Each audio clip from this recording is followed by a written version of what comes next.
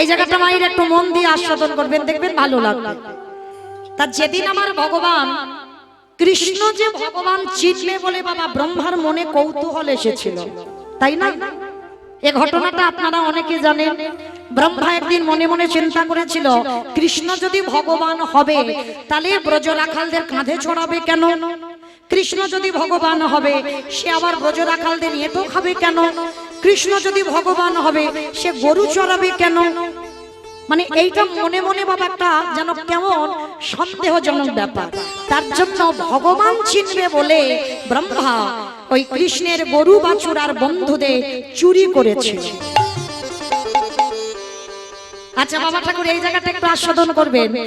পৃথিবীতে যা যা ঘটনা ঘটে সবই তার চিত্রপটে। মানে ব্রহ্মার যেই মতিভ্রমটা হলো সেটা কি ব্রহ্মার ভুল না কৃষ্ণ মতিভ্রমটা করিয়েছিল? কৃষ্ণ করিয়েছিল।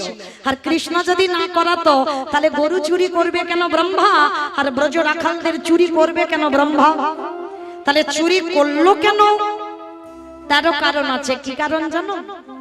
যেদিন আমার কৃষ্ণ যশোদার কোলে ক্ষীর সার নবনী মাখন সেবা করছে, বৃন্দাবনের ব্রজ মারা তারা কৃষ্ণকে দেখে বলেছিল, আহারে আমরা কি কোনোদিন যশোদা মার মতো মা হতে পারবো না?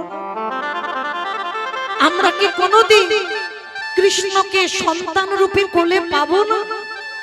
সেদিন আমার ভগবান বলেছিল, তথাস্তু মা, তোমরা কেউ কান্নাকাটি করো না, কোনো এমন একটা দিন আসবে সেই দিনে আমি প্রত্যেকের কোলে গিয়ে আমি সন্তান হয়ে বসবো, আর সেদিন তোমরা সন্তান রূপে আমাকে নিজের হাতে খাইয়ে দিও। তাই তো ব্রহ্মা রাখালদের চুরি করলো, আর সেদিন আমার ভগবান কায়দা করে শ্রীদাম সুদাম দাম বসুদাম মধুমঙ্গল নিজেই ভগবান সখাদের রূপ ধারণ করেছে। ধারণ করে ব্রজ মাদের কোলে বসে ব্রজ মাদের আদর ভালোবাসা পেয়েছিল। নিজেই গরু হয়েছে, নিজেই আজকের বাথানে গিয়ে ওই গো মাতাদের ভালোবাসা যত্ন পেয়েছিল।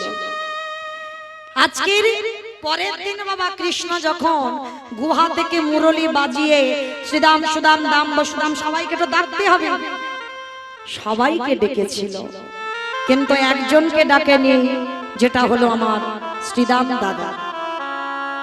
সবাইকে ডেকেছিল কিন্তু শ্রীদাম দাদাকে ডাকে। তা শ্রীদাম দাদাকে যখন ডাকলো না, শ্রীদাম দাদার অভিমান হলো, কৃষ্ণ তুই সবাইকে ডাকলি আর আমাকে ডাকলি না? ঠিক আছে, যতদিন না তুই আমায় ডাকছিস ততদিন আমি এই গুহ থেকে বার হব না। যারা বৃন্দাবন গেছেন বাবা, একটা গুহর নাম হচ্ছে ধোকা গুহা। দেখবেন গিরি গোবর্ধনে পর্বতের নিচে রয়েছে বাবা ধোকা গুহা। অনেক ভক্তরা আমরা এখনো যাই নাই, কিন্তু আছে। ওই গুহার ভিতরে শ্রীদাম সখা বসেছিল, আর ওই গুহার মুখে একটা বড় পাথরের টুকরো নিয়ে ঢাকা দেওয়া ছিল।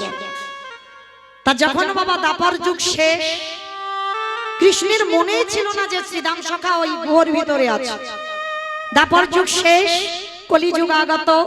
আজকে সেই কৃষ্ণ কলিতে গৌরাঙ্গ হয়ে এলো, বলাই দাদা নিতাই চাঁদ হয়ে এলো। মানে যারা যারা পার্শ্বদ ছিল সব তো কলিযুগে এসেছে। কি করে বুঝলো?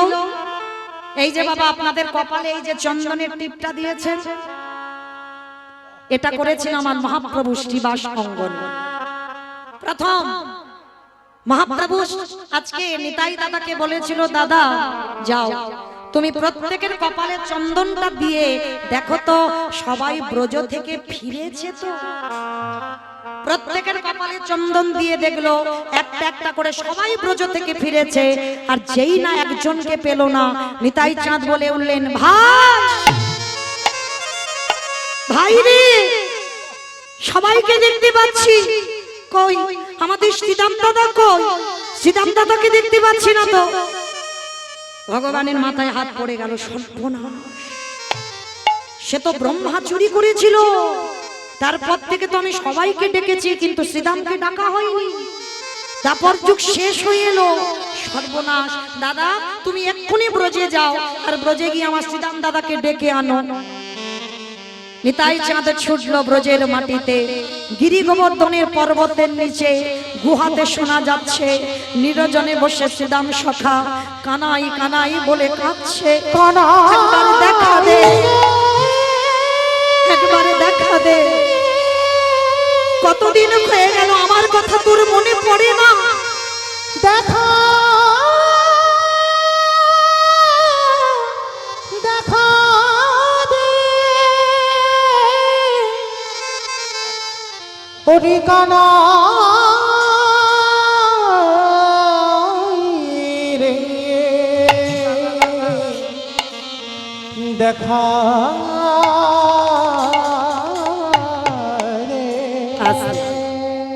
নিতাই চাঁদ যেই না পাথরটা সরিয়েছে, দেখে না বাবা 7 হাত মানুষ, সত্যের মানুষ 21 হাত, ত্রেতার মানুষ 14 হাত, দাপরের মানুষ 7 হাত, কলির মানুষ 3.5 হাত। নিতাই চাঁদ 7 হাত গুয়োর নিচে বসে আছে, ইহা বড় লম্বা। নিতাই চাঁদ হাত ধরে বের করে এনেছে, এনে বাবা নিতাই চাঁদ জানো আমার শ্রীদাম দাদার কাছে একটু ছোট, মানে বানের মতো বেটে হয়ে আছে, উঁচু হয়ে দেখছে। তা শ্রীদাম দাদা তো চিনতে পারিনি বলাই দাদাকে। কে গো তুমি? এতদিন পরে কেউ কোনোদিন আমার গুহা থেকে ডাকলো না, তুমি ডাকছো কে? কোনোদিন তো তোমায় দেখিনি। আরে ভাই তুই আমায় চিনতে পারছিস না? আমি তোর বলাই দাদা। তুমি আমার বলাই দাদা হবে কেন? তুমি বলাই দাদা এইটুকু হয়ে গেলে কেন? আরে বোকা, এটা দাপর যুগ নয়, এটা কলি যুগ। ও মানে আমি গুহর ভিতরে ঢুকেছিলাম, সে দাপর শেষ হয়ে কলি চলে এসেছে বলে। হ্যাঁ আচ্ছা, তা তুমি যদি আমার বলাই দাদা হলে আমার কানাই কই? কানাইকে দেখাও। বলে কানাই আছে, এসেছে ব্রজের বাঁকা, কালো সখা দেখবি উলু কই? আমাদের সোনার নদিয়া উলুধ্বনি এসেছে ব্রজের বাঁকা, এসেছে ব্রজের বাঁকা, আমাদের সোনার নদিয়া। এসেছে ব্রজের বাঁকা, এসেছে ব্রজের বাঁকা, কালো সখা দেখবিয়া আমাদের সোনার নদিয়া।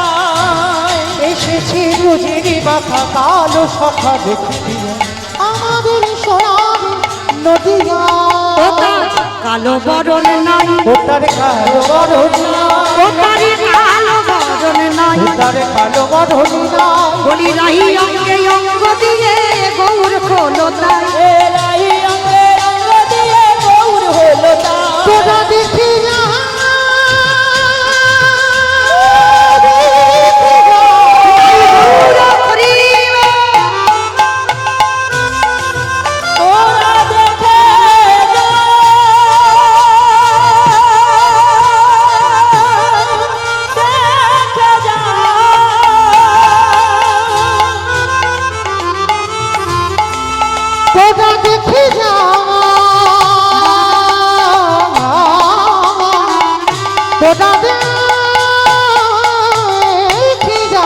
ওটার কালো বরণ নাই, রাহি অঙ্গে অঙ্গ দিয়ে গৌর হলো তাই।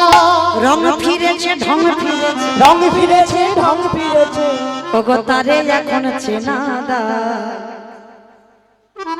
আমাদের সোনার নদিয়ায় নিতাই গৌর হরি বল হরি বল হরি বল। ব্রজের বাঁকা কালো সখা দেখবিয়া আমাদের সোনার নদিয়া। এসেছে ব্রজের বাঁকা কালো সখা দেখবিয়া আমাদের সোনার নদিয়া, আমাদের সোনার নদিয়া, আমাদের সোনার নদিয়া। একেবারে নিতাই চাঁদ শ্রীদাম দাদার কাঁধে উঠেছে, আর এমন করে কাঁধে উঠে বাবা চাপ দিয়েছে 7 হাত থেকে একেবারে 3.5 হাতে চলছে, মানে 7 হাত থেকে 3.5 হাত, মানে বেটে করে দিয়েছে। এইবার আমার নিমাই পণ্ডিতের কাছে এলো, আমার প্রভু বললেন শোনো শ্রীদাম, এইভাবে তো একটা মানুষ একটা যুগ থেকে আসতে পারে না, তোমাকে জন্ম নিতে হবে। কোথায়? চলে এই জায়গাটা মায়ের একটু মন দিয়ে আস্বাদন করবেন, দেখবেন ভালো লাগবে। তা যেদিন আমার ভগবান কৃষ্ণ যে ভগবান চিনবে বলে বাবা ব্রহ্মার মনে কৌতূহল এসেছিল, তাই না? এই ঘটনাটা আপনারা অনেকে জানেন। ব্রহ্মা একদিন মনে মনে চিন্তা করেছিল, কৃষ্ণ যদি ভগবান হবে তাহলে ব্রজ রাখালদের কাঁধে চড়াবে কেন? কৃষ্ণ যদি ভগবান হবে সে আবার ব্রজ রাখালদের এঁটো খাবে কেন? কৃষ্ণ যদি ভগবান হবে সে গরু চড়াবে কেন? মানে এইটা মনে মনে বাবা একটা যেন কেমন সন্দেহজনক ব্যাপার। তার জন্য ভগবান চিনবে বলে ব্রহ্মা ওই কৃষ্ণের গরু বাছুর আর বন্ধুদের চুরি করেছিল। আচ্ছা বাবা ঠাকুর এই জায়গাটা একটু আস্বাদন করবেন। পৃথিবীতে যা যা ঘটনা ঘটে সবই তার চিত্রপটে। মানে ব্রহ্মার যেই মতিভ্রমটা হলো সেটা কি ব্রহ্মার ভুল না কৃষ্ণ মতিভ্রমটা করিয়েছিল? কৃষ্ণ করিয়েছিল। আর কৃষ্ণ যদি না করাতো তাহলে গরু চুরি করবে কেন ব্রহ্মা? আর ব্রজ রাখালদের চুরি করবে কেন ব্রহ্মা? তাহলে চুরি করলো কেন? তারও কারণ আছে। কি কারণ জানো? যেদিন আমার কৃষ্ণ যশোদার কোলে ক্ষীর সার নবনী মাখন সেবা করছে, বৃন্দাবনের ব্রজ মারা তারা কৃষ্ণকে দেখে বলেছিল, আমরা কি কোনোদিন যশোদা মার মতো মা হতে পারবো না? আমরা কি কোনোদিন কৃষ্ণকে সন্তান রূপে কোলে পাবো না? সেদিন আমার ভগবান বলেছিল, তথাস্তু মা, তোমরা কেউ কান্নাকাটি করো না, কোনো এমন একটা দিন আসবে সেই দিনে আমি প্রত্যেকের কোলে গিয়ে আমি সন্তান হয়ে বসবো, আর সেদিন তোমরা সন্তান রূপে আমাকে নিজের হাতে খাইয়ে দিও। তাই তো ব্রহ্মা রাখালদের চুরি করলো। আর সেদিন আমার ভগবান কায়দা করে শ্রীদাম সুদাম দাম বসুদাম মধুমঙ্গল নিজেই ভগবান সখাদের রূপ ধারণ করেছে। ধারণ করে ব্রজ মাদের কোলে বসে ব্রজ মাদের আদর ভালোবাসা পেয়েছিল। নিজেই গরু হয়েছে, নিজেই আজকের বাথানে গিয়ে ওই গো মাতাদের ভালোবাসা যত্ন পেয়েছিল। আজকের পরের দিন বাবা কৃষ্ণ যখন গুহা থেকে মুরলি বাজিয়ে শ্রীদাম সুদাম দাম বসুদাম সবাইকে তো ডাকতে হবে, সবাইকে ডেকেছিল, কিন্তু একজনকে ডাকেনি, যেটা হলো আমার শ্রীদাম দাদা। সবাইকে ডেকেছিল কিন্তু শ্রীদাম দাদাকে ডাকে। তা শ্রীদাম দাদাকে যখন ডাকলো না, শ্রীদাম দাদার অভিমান হলো, কৃষ্ণ তুই সবাইকে ডাকলি আর আমাকে ডাকলি না? ঠিক আছে, যতদিন না তুই আমায় ডাকছিস ততদিন আমি এই গুহ থেকে বার হব না। যারা বৃন্দাবন গেছেন বাবা, একটা গুহর নাম হচ্ছে ধোকা গুহা। দেখবেন গিরি গোবর্ধনে পর্বতের নিচে রয়েছে বাবা ধোকা গুহা। অনেক ভক্তরা আমরা এখনো যাই নাই, কিন্তু আছে। ওই গুহার ভিতরে শ্রীদাম সখা বসেছিল, আর ওই গুহার মুখে একটা বড় পাথরের টুকরো নিয়ে ঢাকা দেওয়া ছিল। তা যখন বাবা দাপর যুগ শেষ, কৃষ্ণের মনেই ছিল না যে শ্রীদাম সখা ওই গুহার ভিতরে আছে। দাপর যুগ শেষ, কলিযুগ আগত। আজকে সেই কৃষ্ণ কলিতে গৌরাঙ্গ হয়ে এলো, বলাই দাদা নিতাই চাঁদ হয়ে এলো। মানে যারা যারা পার্শ্বদ ছিল সব তো কলিযুগে এসেছে। কি করে বুঝলো? এই যে বাবা আপনাদের কপালে এই যে চন্দনের টিপটা দিয়েছেন, এটা করেছিল আমার মহাপ্রভু শ্রীবাস অঙ্গন। প্রথম মহাপ্রভু আজকে নিতাই দাদাকে বলেছিল, দাদা যাও তুমি প্রত্যেকের কপালে চন্দনটা দিয়ে দেখো তো সবাই ব্রজ থেকে ফিরেছে তো। প্রত্যেকের কপালে চন্দন দিয়ে দেখলো একটা একটা করে সবাই ব্রজ থেকে ফিরেছে। আর যেই না একজনকে পেল না, নিতাই চাঁদ বলে উঠলেন, ভাই ভাই রে, সবাইকে দেখতে পাচ্ছি, কই আমাদের শ্রীদাম দাদা কই? শ্রীদাম দাদাকে দেখতে পাচ্ছি না তো। ভগবানের মাথায় হাত পড়ে গেল, সর্বনাশ, সে তো ব্রহ্মা চুরি করেছিল। তারপর থেকে তো আমি সবাইকে ডেকেছি, কিন্তু শ্রীদামকে ডাকা হয়নি। তারপর যুগ শেষ হয়ে এলো, সর্বনাশ। দাদা তুমি এক্ষুনি ব্রজে যাও, আর ব্রজে গিয়ে আমার শ্রীদাম দাদাকে ডেকে আনো। নিতাই চাঁদ ছুটলো ব্রজের মাটিতে। গিরি গোবর্ধনের পর্বতের নিচে গুহাতে শোনা যাচ্ছে নিরজনে বসে শ্রীদাম সখা কানাই কানাই বলে কাঁদছে, একবার দেখা দে,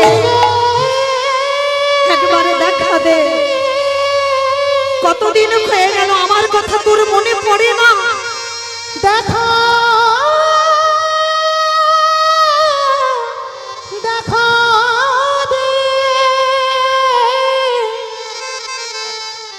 ওরে কানা রে দেখা রে। নিতাই চাঁদ যেই না পাথরটা সরিয়েছে, দেখে না বাবা 7 হাত মানুষ, সত্যের মানুষ 21 হাত, ত্রেতার মানুষ 14 হাত, দাপরের মানুষ 7 হাত, কলির মানুষ 3.5 হাত।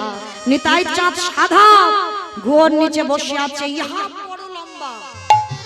নিতাই চাঁদ হাত ধরে বের করে এনেছে, এনে বাবা নিতাই চাঁদ জানো আমার শ্রীদাম দাদার কাছে একটু ছোট, মানে বানের মতো বেঁধে হয়ে আছে, উঁচু হয়ে দেখছে। তা শ্রীদাম দাদা তো চিনতে পারিনি বলাই দাদাকে। কে গো তুমি? এতদিন পরে কেউ কোনোদিন আমার গুহা থেকে ডাকলো না, তুমি ডাকছো কে? কোনোদিন তো তোমায় দেখিনি। আরে ভাই তুই আমায় চিনতে পারছিস না? আমি তোর বলাই দাদা।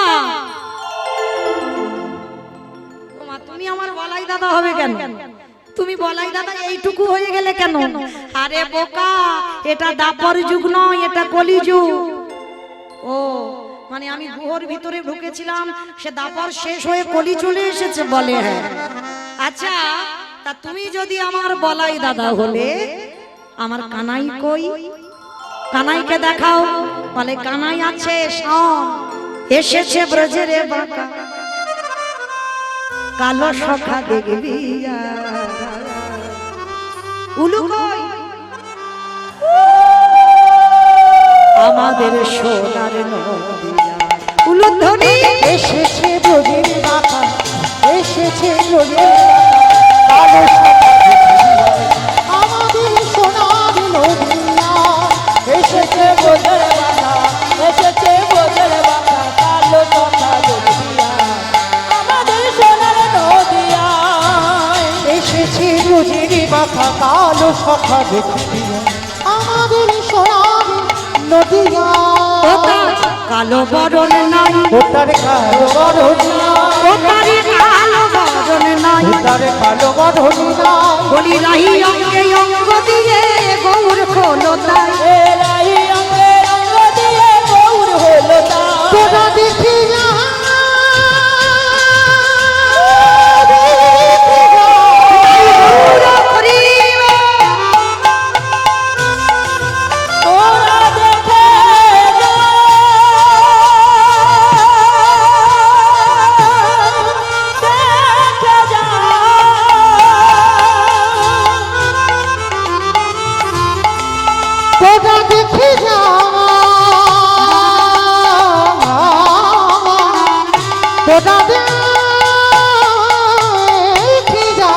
ওটার কালো বরণ নাই, রাহি অঙ্গে অঙ্গ দিয়ে গৌর হলো তাই। রং ফিরেছে ঢং ফিরেছে, রং ফিরেছে ঢং ফিরেছে, ওগো তারে এখন চেনা দা।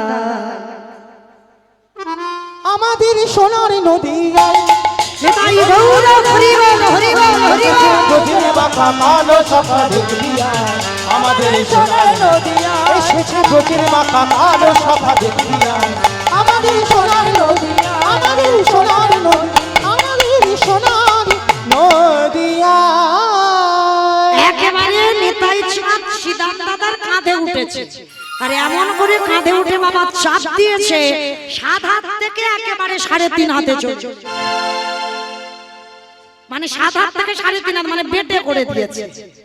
এইবার আমার নিমাই পণ্ডিতের কাছে এলো, আমার প্রভু বললেন শোনো শ্রীদাম, এইভাবে তো একটা মানুষ একটা যুগ থেকে আসতে পারে না, তোমাকে জন্ম নিতে হবে। কোথায়? চলে যাও হুগলি জেলার মাটিতে খানাকু। তোমার নাম হবে শ্রীদাম নয়, তোমার নাম হবে অভিরাম ঠাকুর। সেই হুগলি জেলার মাটিতে আছে অভিরাম ঠাকুরের শ্রীপাঠ। আবার হুগলি জেলার মাটিতে আছে আজকে যার কথা বলবো, জায়গাটা কোথায়? আদি সপ্ত গ্রামে জন্ম নিল দাসের ঘুনা। আদি সপ্ত গ্রামে জন্ম নিল দাসের ঘুনা। আজি উলুধ্বনি হরিধ্বনি করিলা ভুবন। উলুধ্বনি হরিধ্বনি করিলা ভুবনে বলি উলুধ্বনি হরি ধ্বনি করিলা ভুবন। উলুধ্বনি হরি ধ্বনি করিলা ভুবন। এই আদি সত্য গ্রামে হিরণ্য দাস আর গোবর্ধন দাস, হরিবল মায়েরা, হিরণ্য দাস আর গোবর্ধন দাসে অনেক সাধ্য সাধনা করে একটা পুত্র সন্তান পেয়েছিল, যার নাম রেখেছিল রঘুনাথ দাস। তবে বাবা রঘুনাথকে পেয়েছিল কি করে? একটা কথা মনে রাখবেন মা, একটা পুত্রের জন্য আমরা 7 ঠাকুরের কাছে মানত করি। কি হয়েছে? 7 ঠাকুরের কাছে মানত করি বাবা, 7 ঠাকুরের কাছে একটা পুত্র হোক। কিন্তু আমি একটা কথা বলে যাই মা, কোথাও যেতে হবে না। পুত্র যদি পেতে চাও একটা জায়গায় গেলেই পেয়ে যাবে। জায়গাটা কোথায়? উত্তরপ্রদেশ বৃন্দাবনে যারা যাবেন, রাধা কুণ্ডের তীর। এই রাধা কুণ্ডের তীরে বাবা একবার স্নান করবেন। কেন? আমরা মনুষ্য কুলে জন্ম নিয়ে বাবা অর্থের প্রয়োজন, সময়ের দরকার তীর্থে যেতে গেলে, কিন্তু বাবা সব তীর্থে যদি যেতে না পারো, একবার রাধা কুণ্ডে গিয়ে স্নান করবেন। কেন? এই রাধা কুণ্ডে স্নান করলে যদি তুমি কোনো তীর্থে নাও যাও, দরকার নাই কোনো তীর্থে যাবার, ওই একটা তীর্থে স্নান করলে তোমার সব তীর্থে স্নান হয়ে যায়। জানো তো? কারণ বাবা এই ঘটনাটা অনেকে জানেন, তবু একটু মনে করিয়ে দিই। যেদিন আমার ভগবান কৃষ্ণ অরিষ্টাসুরকে বধ করেছিল, এই অরিষ্টাসুর মানে একটা অসুর, মানে গোমাতার রূপ ধারণ করেছিল, মানে গাভী। আর গাভী রূপ ধারণ করে আস্তে আস্তে কথা নয়, এই গোমাতার রূপ ধারণ করে ওই ধবলী, শ্যামলী, কালী, কমলীর সঙ্গে মিশে গিয়েছিল। আর মিশে গিয়ে কৃষ্ণকে মারতে এসেছিল অরিষ্টাসুর, একটা অসুর। তা কৃষ্ণ কি করে বুঝতে পারলো? না, ওই গোষ্ঠে বাবা সব গরু বাছুর চড়ছে, প্রত্যেকটা গোমাতা ছায়া মাটিতে পড়ছে, কিন্তু অরিষ্টাসুর ওর ছায়াটা মাটিতে পড়ছে না। ভগবান বুঝতে পেরে গেল, ও তো আমার গরুর পালেদের মধ্যে কেউ নয়, ও নিশ্চয়ই আমাকে নিধন করবে বলে এসেছে। আর তখন অরিষ্টাসুরের সঙ্গে যুদ্ধ হলো। ভগবান ওই গোমাতার পাটাকে ধরে বনবন বনবন করে ঘোরাতে ঘোরাতে একেবারে টেনে আছাড় দিয়ে, মানে একটা আছাড় এমন দিয়েছে অরিষ্টাসুর বধ হয়ে গেছে। আর যেই না অরিষ্টাসুর বধ হলো, শ্রীমতী রাধারানী গোবিন্দের দর্শন করে বলেছিল, তুমি হচ্ছে পাপী। শুধু পাপী নয়, তুমি হলে মহাপাপী। ভগবান বলেছিল, হ্যাঁ গো রাধে, আমি মহাপাপ করেছি, আমি সবার পাপের বিচার করি, আর তুমি আমাকে বলছো পাপী বলে? হ্যাঁ, তুমি গোমাতাকে হত্যা করেছো। সব থেকে বড় পাপ তো ওটাই, যদি কেউ গোমাতা হত্যা করে। তা ভগবান এসে বলছে, আরে পাগল, তোমরা কেউ বোঝো না, আমি তো গোমাতাকে মারিনি, ওটা অরিষ্টাসুর ছিল। বলে মূর্খ, অরিষ্টাসুর ছিল আমরা জানি, কিন্তু ও তো গোমাতার রূপটা ধরেছিল। তাহলে তুমি গাভী মাতাকে হত্যা করেছো, তাতে তুমি মহাপাপী হয়েছো। রাধে, তাহলে একবার বলে দাও, আমি কোথায় গেলে মুক্তি পাবো? বলো কোথায় গেলে মুক্তি পাবো? বলে শোনো, তোমাকে 12 বছর তীর্থে তীর্থে স্নান করতে হবে। আর যদি 12 বছর তীর্থে স্নান করতে পারো, তাহলেই তুমি সকল পাপ থেকে তুমি মুক্তি পেয়ে যাবে। আর যেই না বললো সকল পাপ থেকে তুমি মুক্তি পেয়ে যাবে, গোবিন্দ বললেন, রাধে গে গো, ওগো রাধে গো,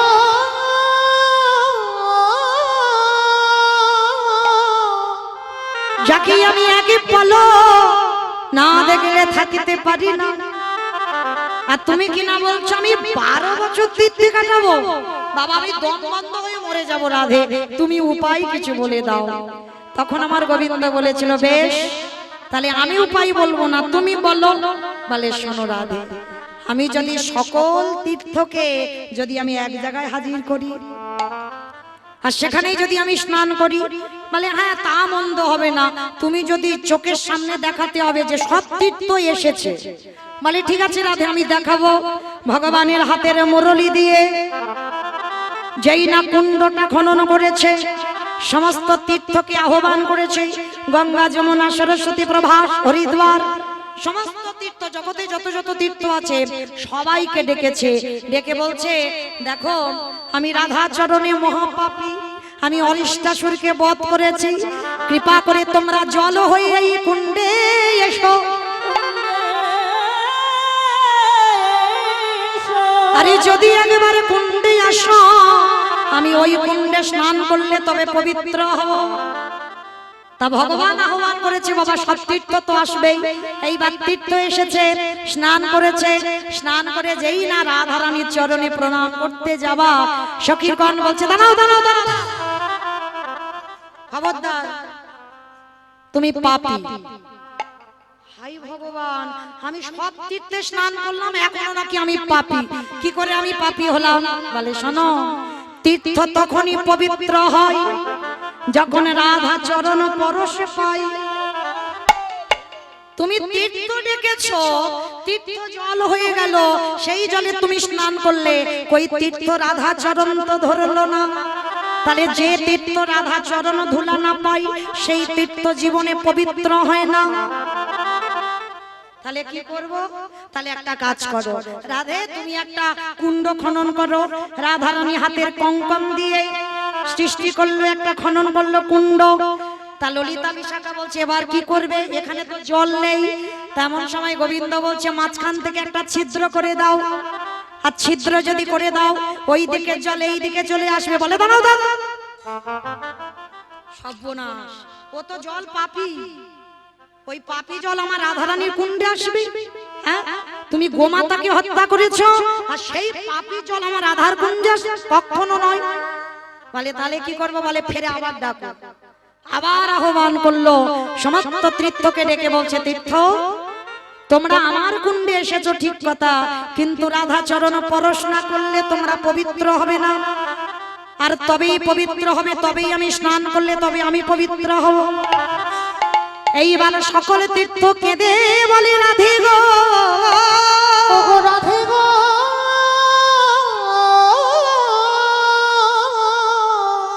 তুমি যদি করুণাময়ী, তুমি যদি কৃপাময়ী হও।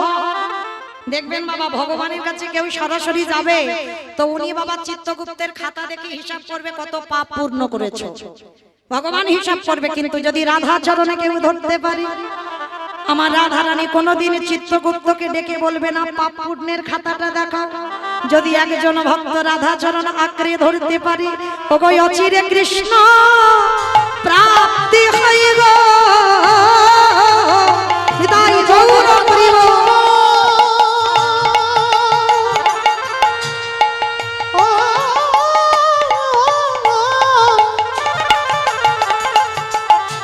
যে জলে রাধা চরণ আশ্রয় করি, অচিরে কৃষ্ণ দর্শন হবে। হে রাধে দয়া করলি, অচিরে কৃষ্ণ প্রাপ্তি হবে। হৃদয় গৌর হরি বল হরি বল হরি বল। অচিরে কৃষ্ণ প্রাপ্তি হবে, অচিরে কৃষ্ণ প্রাপ্তি হবে, রাধা কৃষ্ণ প্রাপ্তি হবে। আস্তে এইবার রাধা চরণে তীর্থ প্রবেশ করলো, পরশ করার সঙ্গে সঙ্গেই জল পবিত্র হয়ে গেল, আর তারপরে রাধা কুণ্ড শ্যাম কুণ্ড এক হয়ে গেল। রাধা রানী কঙ্কন দিয়ে খনন করলো রাধা কুণ্ড, আর গোবিন্দ মুরলী দিয়ে সৃষ্টি করলো শ্যাম কুণ্ড। তবে মা আলাদা আলাদা কুণ্ডে স্নান করতে হবে না, একটা শ্যাম কুণ্ড একটা রাধা কুণ্ড। স্নান যদি করতে হয় শ্যাম কুণ্ড নয়, রাধা কুণ্ডে স্নান করতে হবে, কারণ আগে রাধা পরশ পেতে হবে। আর ওই রাধা কুণ্ডে স্নান করে যাদের একটা পুত্রের জন্য সাত ঠাকুরের কাছে যাও, যেতে লাগবে না। আমি কীর্তনিয়া বলে যাচ্ছি, ওই রাধা রানীর কাছে গিয়ে একেবারে কায়ে মনোবাক্যে একেবারে যদি বলতে পারো রাধে তোমার হলাম বলে, রাধে তোমার হলাম বলে, যদি তুমি আঁচল পেতে আমার রাধারানীর কাছে যদি একবার ভিক্ষা চাইতে পারো, তবে মায়েরা ডিগ্রিওয়ালা ছেলে চাইলে দেবে না, চাকরিওয়ালা ছেলে চাইলে দেবে না, তাহলে কিরকম ছেলে চাইতে হবে? আমায় কৃষ্ণওয়ালা পাখি দাও, অন্তিমের সময়ে যেন আমার দুয়ারে বসে সে যেন কৃষ্ণ ভজন সাধন করিতে পারে। রাধে গো